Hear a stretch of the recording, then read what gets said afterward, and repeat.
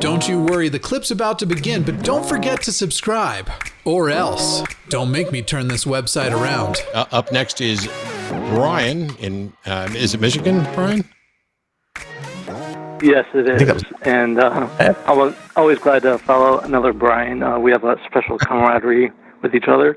So, good evening, gentlemen. Yeah. I have a question about the phrase sufficient evidence. It's always confused me whether it's a subjective or objective determination. Basically, two people can observe the exact same phenomenon and come to varying and different conclusions about it. So why is that? Basically, is it a matter of personal preference, whether humans just suck at agree or disagree on what the phenomenon implies? The big example would be God. Like somebody could say, I healed from my illness, and that is sufficient evidence for God. Another person can say, yes, you did heal from your illness, but no, that is not sufficient evidence for your God. Right. So, and you can is it demonstrate a matter of personal taste? What constitutes It's not a matter of evidence? personal taste. It's not a matter of personal taste. You can demonstrate whether or not there's sufficient evidence for anything that we can show whether or not it's actually right or wrong. If somebody says, I prayed and I got better, and that's sufficient evidence for God, we can say, okay, what if other people prayed to other gods and they got better? It's about showing that the standard of evidence that somebody has it becomes sufficient when it narrows in on one answer and one answer only. If your standard of evidence can be used to support multiple different answers, then it's not a good standard of evidence. But if you do that and they believe it anyway, you can't force people to change their mind.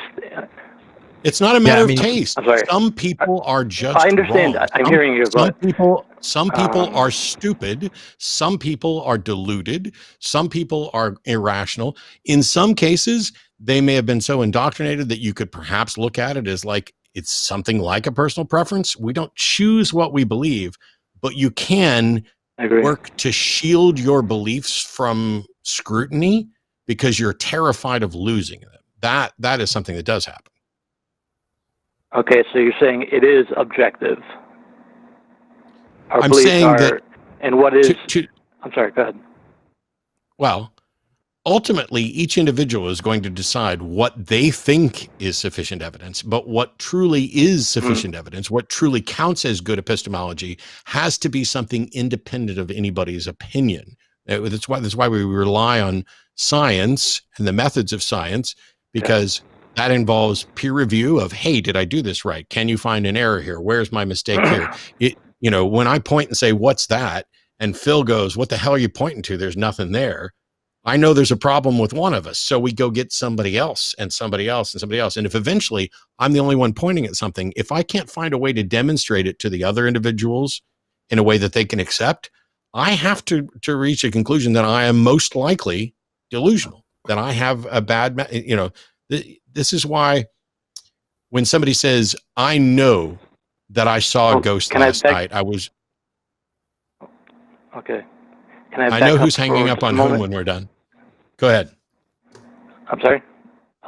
When you said that, like when you refer to other people, and if most other people will say, we all disagree with you, Matt, you're the only one here that holds that opinion, isn't that an argumentum ad populum fallacy? If they said that they knew I was wrong because everybody disagreed with me, that would be an argumentum ad populum fallacy. But simply saying that they don't see what I see and therefore are not convinced, that's not a fallacy because they're not saying I'm wrong. It's only a fallacy if it applies to an argument. You don't have defeaters for opinions, but. Okay, so I'm kind of understanding. I'm a little bit slow, but I appreciate your input. I do have one follow-up question then. If somebody says, like an atheist like me, who is a strong atheist, and says, I believe that it is far more likely that a particular God X does not exist than that they do, the word more, including the word more, that implies an objective property, something that can be measured or quantified even, doesn't it? Yes, it does suggest that you...